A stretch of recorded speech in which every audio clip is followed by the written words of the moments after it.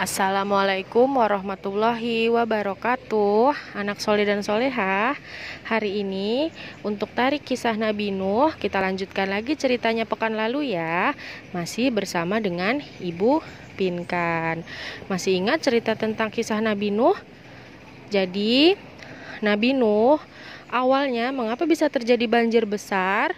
Itu karena Nabi Nuh mendakwahi kaumnya dan terjadi tufan atau banjir bandang. Nah, Nabi Nuh itu berdakwah lama sekali, selama 950 tahun, seperti disebutkan dalam surat Al-Ankabut ayat ke-14, yang artinya, dan sesungguhnya kami telah mengutus Nuh kepada kaumnya, maka ia tinggal di antara mereka 1000 tahun kurang 50 tahun.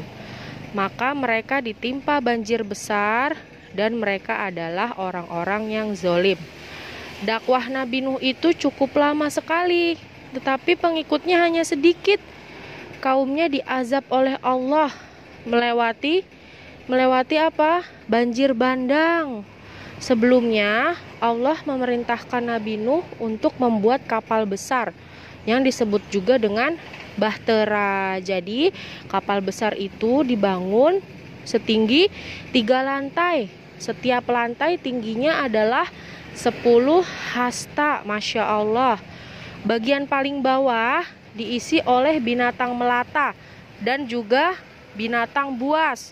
Lalu bagian tengahnya diisi oleh manusia dan bagian atasnya diisi oleh burung. Nah, ketika banjir bandang itu datang, anak Nabi Nuh pun ada yang ikut tenggelam. Ya, siapa nama anak Nabi Nuh yang meninggal ya? Namanya adalah Yam. Ya, nama anak Nabi Nuh yang tenggelam bernama Yam. Dia mati tenggelam bersama orang kafir ya. Lalu setelah itu anak Nabi Nuh juga ada yang selamat dari banjir bandang. Jadi anak Nabi Nuh ada 3 orang yang ikut naik ke atas kapal besar bersama dengan Nabi Nuh. Ada siapa saja? Ada Sam, ada Ham, dan ada Yafis ya. Jadi manusia semuanya mati selain yang ada pada kapal besarnya Nabi Nuh. Ketika air telah meresap ke dalam bumi dan memungkinkan untuk didiami dan ditempati, lalu Nabi Nuh mendarat dengan kapal besarnya di Judi. Judi itu adalah nama sebuah gunung di daerah Jazirah yang masyhur. Yang menyertai Nabi Nuh di kapal besarnya adalah 80 orang laki-laki disertai dengan keluarganya. Lalu ketika mereka turun ke kaki gunung, mereka membangun desa yang kemudian disebut dengan Samanin.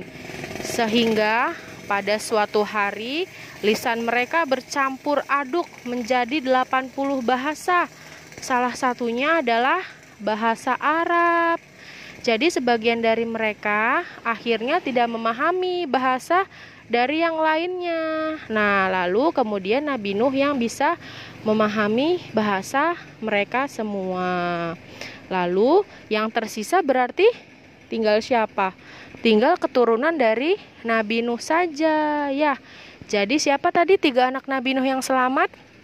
Ada Ham, Sam, dan Yafis membawa keturunan selanjutnya. Nah, maka dari itu Nabi Nuh disebut bapak manusia sebagaimana dengan Nabi Adam. Karenanya di dalam surat As-Saffat ayat ke-77, dan kami jadikan anak cucunya orang-orang yang melanjutkan keturunan ya. Lalu ringkasnya, Allah tidaklah menjadikan orang beriman yang ikut bersama Nuh keturunan pun yang ada. Yang punya keturunan setelah itu adalah Nuh alaihi salam ya. Itu yang dimaksud dengan isi surat dari surat As-Saffat ayat ke-77. Jadi semua manusia yang hidup di muka bumi saat ini dengan berbagai jenisnya ya. Saat ini orang-orang banyak ya, ada orang Arab, ada apa lagi? Ada orang Melayu, lalu ada yang matanya sipit-sipit juga ya. Ya, jadi kita semua berasal dari keturunan Adam dan Nabi Nuh ya, dari 3 anaknya, yaitu Sam, Ham, dan Yafis. Nah, lalu sebelum Nabi Nuh meninggal dunia, Nabi Nuh memberi wasiat kepada anaknya. Ada 2 perintah dan ada juga 2 larangan yang perlu dijalankan ya. Coba perhatikan, 2 perintah dari Nabi Nuh adalah yang pertama, menjalankan kalimat La ilaha illallah, yang artinya apa? Tidak ada sesembahan yang berhak disembah selain Allah ya, karena kalimat tauhid ini lebih berat dalam daun timbangan daripada 7 langit dan 7 bumi. Lalu perintah yang kedua adalah pujilah Allah dengan subhanallahi wa bihamdih, yang artinya maha suci Allah dan dengan memujinya, karena dengan kalimat ini seluruh makhluk diberi rezeki. Lalu ada lagi 2 larangannya. Yang pertama, berbuat syirik itu juga dilarang. Ya, tidak boleh berbuat syirik ya nak, anak soleh dan solehah. Lalu yang kedua adalah bertingkah sombong ya. Jadi kita yang pertama dilarang berbuat syirik, yang kedua juga dilarang bertingkah sombong ya. Jadi itu adalah kisah terjadinya banjir pada saat Nabi Nuh. Semoga kalian bisa memahaminya ya dengan mendengar penjelasan dari Ibu Pinkan ya. Sekian cerita dari Ibu Pinkan.